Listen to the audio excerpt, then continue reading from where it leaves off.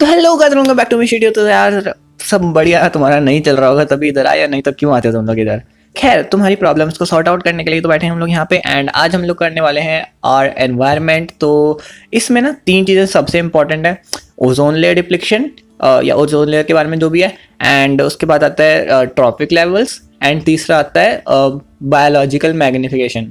तो वैसे रात के 11 बज रहे हैं, नींद बहुत आ रही है, बट हम लोग पढ़ेंगे।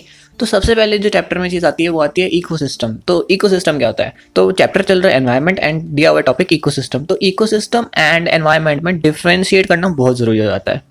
तो जब भी हम लोग एक एनवायरनमेंट की बात करेंगे ना, तो हम लोग ना आसपास की चीज़ों के बारे में बात करेंगे, आसपास की लिविंग और नॉन लिविंग चीज़ों के बारे में बात करेंगे। फॉर एग्जांपल, मेरे पास ये शीट्स हैं, ये मेरे एनवायरनमेंट में आती है। ये 10 स्केचेस पड़े हुए हैं, ये एनवायरनमेंट में आते हैं। पेन पड़े हुए हैं, पेन एनवायरनमेंट में आते हैं। मेरी घड़ी एनवायरनमेंट में आती है। या ये लैम्प जो है ये एनवायरनमेंट में आता है मेरे, ठीक है। या इसके अलावा मेरे हाथ में जितने भी माइक्रो ऑर्गेनिजम्स होंगे वो सारे एनवायरनमेंट में आते हैं मेरे, ठीक है। लेकिन जब भी हम लोग एक इकोसिस्टम के बारे में बात करेंगे ना, तब हम बायोटिक और एबायोटिक का रिलेशन देखेंगे। जितनी भी मेरी चीज़ें सराउंडिंग्स में हैं उन सब का रिलेशन देखेंगे कि हम लोग इंटरडिपेंडेंट कैसे हैं भी कि नहीं है। फॉर एग्जांपल, ये लोग मेरी स्किन पे ग्रो कर रहे हैं, मतलब ये मेरे ऊपर डिपेंडेंट है ना। एंड अगर हम इन्हें और ज़्यादा बड़े लेवल पे लेके जाएं तो जैसे जंगल का इकोसिस्टम हो सकता है, उनका एनवायरनमेंट भी होता है, बट अगर एक प्रॉपर सर्कल के अराउंड देखा जाए तो एक इकोसिस्टम बना होता है जिसमें एक ही चीज़, एक ही साइकिल बार बार चलती रहती है। एंड ये कह सकते हैं हम लोग कि जो एनवायरनमेंट होता है ना वो एक बड़ी टर्म होती है, एंड इकोसिस्टम उसका फंक्शनल यूनिट कह सकते हो। जैसे हमारी बॉडी का सेल होता है, वैसे एनवायरनमेंट का फंक्शनल यूनिट इकोसिस्टम होता है। अब ये मैं लिखूंगा नहीं क्योंकि बेसिक है एंड सिर्फ इम्पॉर्टेंट करवाऊंगा।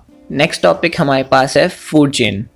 तो फूड चेन कुछ नहीं होता, बस एक लिंक होता है अलग अलग ट्रॉपिक लेवल्स के बीच में, जो कि एक दूसरे के ऊपर डिपेंडेंट रहते हैं खाने के लिए, ठीक है। तो खाने का सोर्स के लिए जो अगले स्टेप पे हमेशा डिपेंडेंट रहेगा। फॉर एग्जांपल, छोटा सा मोस्ट कॉमन वन, ठीक है, सारे बच्चे यही लिखते हैं मोस्टली, एंड ये मैंने इसलिए लिखवाई है क्योंकि ये पेपर में लिखवाने के लिए आ सकती है 1 नंबर में शायद।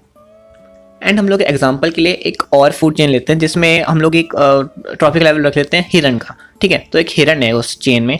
अब ज़रूरी है क्या कि एक हिरन को हमेशा एक टाइगर ही खाए? ज़रूरी है?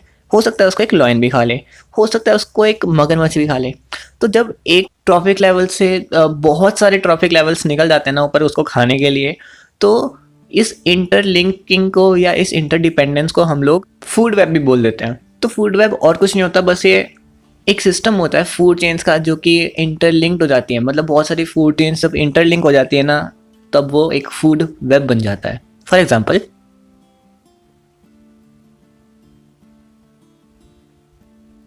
खैर, और जब ये साइंटिस्ट इसको स्टडी कर रहे थे ना फूड चेन और फूड वेब को, तब ना उन्होंने एक दो चीज़ें नोटिस की, एंड वो हमें एक लॉ और थ्योरीज के फॉर्म में उन्होंने बताई हैं, जिसमें से एक लॉ जो है ना वो बहुत ज़्यादा इंपॉर्टेंट हो जाता है। एंड उस लॉ या रूल का नाम है 10% रूल। मतलब कि जब भी एनर्जी एक ट्रॉपिक लेवल से दूसरे ट्रॉपिक लेवल में पास हो रही होगी ना, तो वो सिर्फ एनर्जी का, पूरी एनर्जी का 10% जाएगा। तो फॉर एग्जांपल, यहाँ पे कोई प्रोड्यूसर है एंड उसके पास 1000 जूल की एनर्जी है, ठीक है, और वो पास ऑन करता है, कोई उसे खा लेता है, तो अगले जो ऑर्गेनिज्म होगा ना उसके पास सिर्फ 100 जूल की एनर्जी जाएगी। एंड अगर इस 100 जूल वाले ऑर्गेनिज्म को कोई खा लेता है तो उसके पास सिर्फ 10 जूल एनर्जी बचेगी। एंड अगर इसको भी कोई खा लेता है तो उसके पास सिर्फ 1 जूल एनर्जी बचेगी। तो अगर तुम सीधा प्रोड्यूसर को खाओ ना, तो तुम्हें कंपैरेटिवली ज़्यादा एनर्जी मिलेगी। एंड हो सकता है कि इसका कोई सम तुम्हें मतलब कोई न्यूमेरिकल तुम्हें निकालने को दे दें। तो बस याद रखना 10%। अच्छा हाँ यार, मैंने बहुत देर से ना मैं ट्रॉफिक लेवल्स करे जा रहा हूँ, तो एक बार ट्रॉफिक लेवल्स भी बता देता हूँ क्या होते हैं। तो ट्रॉफिक लेवल सिर्फ पोजीशंस होती हैं किसी भी ऑर्गेनिज्म की जो वो एक फूड चेन या एक फूड वेब में होल्ड करता है। एंड ये तुम्हें और ज़्यादा अच्छे से समझ आएंगे हमारे नेक्स्ट टॉपिक से, जो कि है पिरामिड, यानी कि ट्रॉपिक लेवल्स का पिरामिड। एंड हाँ, एक चीज़ हमेशा याद रखना, हर फूड चेन के स्टार्टिंग या बॉटम में प्रोड्यूसर्स रहेंगे, तो इस चीज़ को तुम लोग कभी भी मत भूलना। एंड लास्ट में हमेशा डीकम्पोजर्स रहेंगे, इस चीज़ को भी कभी मत भूलना, क्योंकि ये चीज़ तुम्हें बनाने को आएगा, इसलिए बता रहा हूँ। तो ये पिरामिड कुछ ऐसा सा दिखता है, एंड इसमें सबसे नीचे प्रोड्यूसर्स आते हैं, उसके ऊपर प्राइमरी कंज्यूमर्स, फिर सेकेंडरी कंज्यूमर्स, फिर टर्शियरी कंज्यूमर्स। एंड अगर इसका एक अल्टरनेट मैं तुम्हें बना के दिखाऊँ तो वो कुछ ऐसा सा दिखना चाहिए। मतलब देखो, अगर तुम लोग एक 70% से ऊपर वाले बच्चे हो ना, तो आई विल रिक्वेस्ट कि ये वाला याद मत करना। बट अगर तुम्हारा बिल्कुल ऐसा काम चला हुआ है ना, तो तुम लोग ये वाला याद कर सकते हो, क्योंकि आई डोंट नो कि ये 100% सही है कि नहीं है। अदरवाइज तुम लोग इससे पिछले वाला याद करना हमेशा, या फिर तुम लोग इसे एज अ आइडिया भी ले सकते हो। एंड ये चीज़ बहुत ज़्यादा इंपॉर्टेंट है, इसका मैंने पिरामिड नहीं बनाया, तुमने पेपर में पिरामिड बनाना है एंड ये 100% आएगा। ठीक है, या तो ये आएगा या फिर एक फूड चेन बनाने को बोल देंगे तुम्हें। तो थोड़ा सा दिमाग लगाना, एंड जितनी भी कॉमन चीज़ें तुम्हें पता है ना, उनसे स्टार्ट करना एंड बन जाएगी।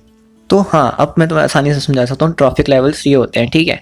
तो हर एक लेवल होता है एक ट्रॉफिक लेवल, ठीक है। तो एक डिकम्पोजर एक ट्रॉफिक लेवल में बैठा हुआ है, एक ओमनीवोर ट्रॉफिक लेवल में बैठा हुआ है।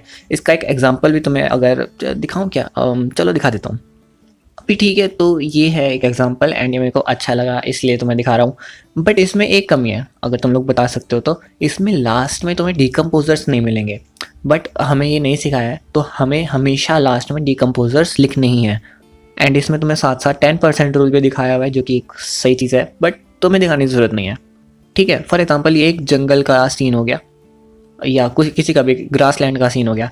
इसके लिए तुम अब इसके अलावा ना तुम्हें एक मान लो हवा का, मतलब एयरी सीन दे सकते हैं, कोई पंछी पुंछी का सीन दे सकते हैं, या कोई एक्वेटिक सीन दे सकते हैं। फिर तुम्हारा थोड़ा सा दिमाग चलना शुरू होएगा कि एक्वेटिक लाइफ क्या होती है। तो वो सारा ना तुम लोग बिल्कुल बेसिक से भी करोगे ना तो हो जाएगा, क्योंकि हमारे पेपर में आया हुआ था, हमें एक्वेटिक लाइफ की एक फूड चेन लिखनी थी। तो उसमें हमने normal fish, shark and decomposers लिखे एंड उसके पूरे नंबर मिल गए, क्योंकि एक्वेटिक के तो इतने ज़्यादा ऑर्गेनिजम्स पता भी नहीं थे ना। एंड याद से यार डिकम्पोजर्स लिख देना, क्योंकि डिकम्पोजर्स बहुत इंपॉर्टेंट होते हैं। देखो क्या होता है ना कि डिकम्पोजर्स हमेशा ना क्या करते हैं, जो मरे हुए ऑर्गेनिजम्स होते हैं या जो भी वेस्ट्स होते हैं उनको डिकम्पोज कर देते हैं एंड उसको उससे सॉइल की फर्टिलिटी बढ़ा देते हैं। अगर डिकम्पोजर्स कहीं किसी साइकिल में ना होना, तो वो अगला स्टेप प्लांट कभी हो ही नहीं सकता, क्योंकि उसको एसेंशियल न्यूट्रिएंट्स नहीं मिलेंगे, एंड न्यूट्रिएंट्स नहीं मिलेंगे तो भाई अभी वो उगेगा कैसे, है ना। एंड इसके साथ साथ ये डेड जो रिमेन्स होते हैं उनको साफ भी कर देते हैं इकोसिस्टम से। ये मेरा मन नहीं कर रहा था, ये क्वेश्चन है इसलिए बता रहा हूँ। Anyways, now let's talk about ozone layer depletion. तो सबसे पहले तो ओजोन की बात कर लेते हैं। एंड ओजोन जो होता है उसे हम लोग O3 कहते हैं, O3 मॉलिक्यूल होता है इसका। तो जब भी ना ऑक्सीजन का कोई भी मॉलिक्यूल यूवी रेडिएशन की टक्कर में आता है, तो उसके ना दोनों एटम्स अलग अलग हो जाते हैं। फिर ये इनमें से एक एटम ना एक दूसरे ऑक्सीजन के मॉलिक्यूल के साथ मिल जाता है एंड वो ओजोन फॉर्म कर लेता है। वैसे ओजोन हमारे लिए, मतलब बॉडी के लिए बहुत ज़्यादा खतरनाक होती है। बट एक बार ये अर्थ के स्ट्रेटोस्फीयर में चली गई ना, तो इसकी एक पूरी लेयर बन जाती है एंड वो लेयर ना सन की हार्मफुल यूवी अल्ट्रावायलेट रेडिएशन से हमें ही प्रोटेक्ट करती है। तो it's kind of beneficial for us. And जैसा कि तुम्हें पता होगा, ओजोन लेयर में एक छेद हो चुका है एंड ये अब से नहीं है, ये मेरे ख्याल 1950s से चलता हुआ आ रहा है। तो 70-80 साल पहले की भी बात है। तो तब एक छोटा सा होल हुआ था एंड अब वो बहुत बड़ा हो चुका है। एंड अगर कोई पोजीशन पूछे तो ये आई गेस एंटार्क्टिका के ऊपर है। हाँ, याद नहीं आ रहा था मेरे को, एंटार्क्टिका के ऊपर है, बहुत बड़ा होल हो चुका है अब तो। एंड ओजोन लेयर डिप्लीशन का ना एक ही मेन कारण है एंड वो है CFCs, मतलब क्लोरोफ्लोरोकार्बन्स, या फिर हो सकता है रेफ्रिजरेटर्स या एयर कंडीशनर्स, या और भी जितने भी कूलिंग करने की चीज़ें आ जाती हैं ना, one on the other hand same thing, जो कि क्लोरोफ्लोरोकार्बन्स रिलीज करती हैं, उसकी वजह से ओजोन लेयर डिप्लीशन होता है। CFCs के अलावा भी थोड़ी बहुत चीज़ें हैं जो इसमें हाथ बटा देती हैं। For example producing of solvents, soaps, spray insulating foams and take away containers. ठीक है, तो इन शॉर्ट ना ओजोन लेयर बहुत ज़्यादा इंपॉर्टेंट है, क्योंकि अगर ये ना होती ना तो मोस्टली जो इंसान है ना वो अभी स्किन कैंसर से जूझ रहे होते। And last but not least हम लोग करने वाले हैं बायोलॉजिकल मैग्निफिकेशन, जो कि आई थिंक मोस्ट इंपॉर्टेंट है। इन सब में से सबसे ज़्यादा इंपॉर्टेंट यही है। तो बायोलॉजिकल मैग्निफिकेशन क्या होता है, देखो हिंदी में समझाऊंगा एंड तुम लोगों को एग्जैक्टली वही लिखना है, ठीक है। जो जो बोलूँगा वो सारा लिख देना, बस यही होता है बायोलॉजिकल मैग्निफिकेशन। अच्छा, फॉर एग्जाम्पल कोई खेत है एंड उसमें ना किसान अपनी फसलों में पेस्टिसाइड्स मार रहा है कीड़े मारने के लिए, ठीक है। अब वो पेस्टिसाइड तो प्लांट्स पे चला गया, बट प्लांट्स क्या करेंगे, उसमें से ना थोड़ा सा पेस्टिसाइड सोख लेंगे, तो पेस्टिसाइड के हार्मफुल केमिकल्स प्लांट्स में आ गए, ठीक है। दूसरी चीज़ सॉइल पॉल्यूशन। सॉइल पॉल्यूशन जब भी हम लोग करते हैं तो वो सॉइल से मिट्टी से वो हार्मफुल केमिकल्स रूट सोख लेंगी एंड वो भी प्लांट्स में आ गए, ठीक है। तीसरा आता है वाटर पॉल्यूशन। अब वाटर जब भी सिंचाई होगी खेत में तो प्लांट में भी उसके जो हार्मफुल केमिकल्स हैं वो चले गए, ठीक है। तो प्लांट्स में अब इस टाइम पे 3 जगह से हार्मफुल केमिकल्स जा चुके हैं, हो सकता है कोई और भी फैक्टर्स हों। तो यहाँ पे ना बहुत सारे हार्मफुल केमिकल्स हो गए, ये प्लांट्स हैं, ठीक है। तो अब ये हिरन ओके, तो अब ये एक हिरन है, तो अब ये हिरन ना क्या करेगा, ये इन प्लांट्स को खा लेगा। तो अब इसके सारे हार्मफुल केमिकल्स कहाँ चले गए, हिरन में, ठीक है, सारे के सारे। अच्छा, इसमें ना वो जो 10% रूल था वो यहाँ लागू नहीं करता, क्योंकि तुम लोग इसमें वर्ड देखोगे एनर्जी, तो वो सिर्फ एनर्जी के केस में लागू करेगा। अच्छा हाँ, तो अब ये यहाँ पे सारे के सारे हार्मफुल केमिकल्स चले गए। अब इस हिरन को ना ये टाइगर खा लेगा। तो अब इसके और इसके मतलब, क्योंकि अच्छा यहाँ पे भी कहीं ना कहीं से तो हार्मफुल केमिकल्स आए होंगे, ठीक है, कोई ना कोई चीज़ इसने खाई होगी ऐसी, इसको छोड़ के कोई ना कोई चीज़ ऐसी खाई होगी जिससे इसके अंदर हार्मफुल केमिकल्स आए। तो इसके और इसके हार्मफुल केमिकल्स किस में चले गए, इसमें, ठीक है। और इसमें भी ऑब्वियसली हार्मफुल केमिकल्स होंगे, टाइगर में ओके, ड्राइंग मेरी 1 नंबर। तो टाइगर में भी हार्मफुल केमिकल्स आ गए। अब टाइगर मर गया एंड टाइगर की डेड बॉडी कौन खा रहा है, वल्चर। तो ये वल्चर है एंड इसका नाम है पिंटू। तो पिंटू ना इसकी बॉडी को खाने लगता है। तो अब इसके इसके और इसके तीनों के मिला के जितने भी हार्मफुल केमिकल्स थे वो किस में चले गए, हमारे बेचारे पिंटू में चले गए। तो बेचारे पिंटू का तो जीना मुश्किल हो जाएगा ना। अच्छा, अब जो हिरन है वो यही ज़रूरी है क्या वो एक ही घास खाएगा, वो बहुत सारी घास खाएगा एंड सारी घास का सारा हार्मफुल केमिकल हमारे हिरन में चला जाएगा। बट क्या टाइगर सिर्फ एक हिरन खाएगा, नहीं, टाइगर बहुत सारे हिरन खाएगा एंड उन सारे हिरन के हार्मफुल केमिकल्स टाइगर में चले जाएंगे। एंड क्या हमारा पिंटू एक ही टाइगर की बॉडी खाएगा, या मतलब एक ही कार्निवोरस एनिमल की बॉडी खाएगा, नहीं, पिंटू हमारा बहुत सारी बॉडीज़ खाएगा एंड उन सारी बॉडीज़ का जितना भी हार्मफुल केमिकल होगा वो सारा हमारे पिंटू में चला जाएगा। तो अल्टीमेटली क्या हुआ, पिंटू में तुम देख रहे हो कितना हार्मफुल केमिकल गया।